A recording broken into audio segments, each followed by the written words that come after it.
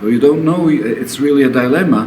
Who are you more committed to? Mm-hmm. The regulations that dictate what can and cannot be done formally, or to the well-being which you observe directly? If you are someone interested in a government that can control everything, then maybe it is logical from some kind of perspective, but it's not rational from the perspective of human rights and basic ethics, I could say.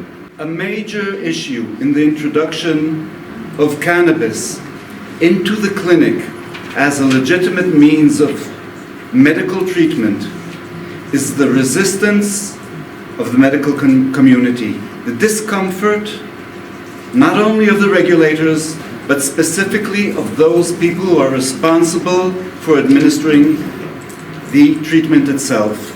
Even in formal courses, so-called educating the doctors about the medical use of cannabis, they'll put up a slide of an old lady and they'll tell the stupid joke about a grandmother with cancer who got cannabis to treat her symptoms, and all of a sudden all of her grandchildren started to visit her frequently, okay? Suggesting that the benefit is for the children who are coming there and exploiting the presence of cannabis in her home.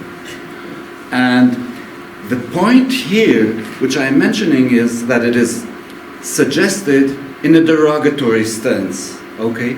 It is viewed as something that does not pay much respect to the patients who are using it or to the notion of using it for medical purposes. The interaction between the physician and the patient and his entourage, the family and friends or whoever comes along, is critical, of course, of understanding that we are actually on the same side with the patient and not struggling for control and trying to determine whether cannabis is under my control or not. There are so many modes of intervening on so many levels.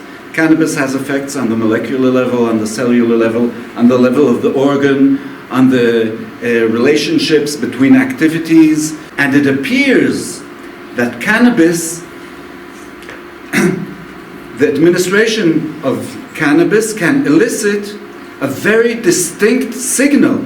So you give people a small amount of this substance and you have a remarkable effect on the whole organism. You transform its state of well-being. Well, there are certain things that I insist on presenting and informing them of. One is that cannabis indeed is safe. That is not to say that there are no side effects, okay? But it is safe, and as Professor Kremer pointed out, all these side effects have been noted to be reversible. And that is a universal observation on a reasonable level.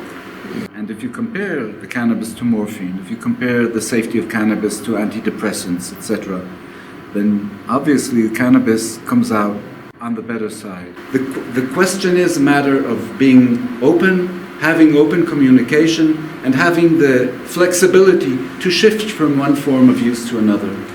We are not implementing something with foresight, saying this is what I'm giving you and this is what's going to happen. Okay? Each and every case actually as a new experience, and we provide it together with the patient and who tests it on himself. The guidelines are only to serve to guide the decision of the clinician, who has to ultimately arrive at a decision of his own based on the specific nature of the situation he is dealing with. Okay? But there's a misinterpretation, and everybody says only looks at the presence, availability of data from the clinical trials.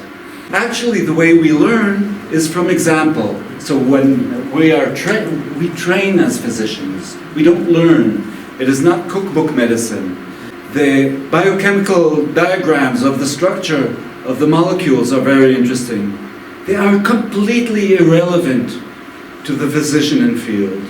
The first time a patient in Israel is provided with cannabis, he goes and receives instruction in the use of cannabis. And this is, of course, the result of the initiative of whom? Of the regulatory authorities? No way. Of the doctors? No way. This is a result of the initiative of those so-called untrained people who were there administering the cannabis to the patients, the so-called butt tenders or whatever. Okay? They are usually people who have their own experience with cannabis. I mean, where else would it come from? To import it? Why shouldn't you import something that you can grow on your own? I mean,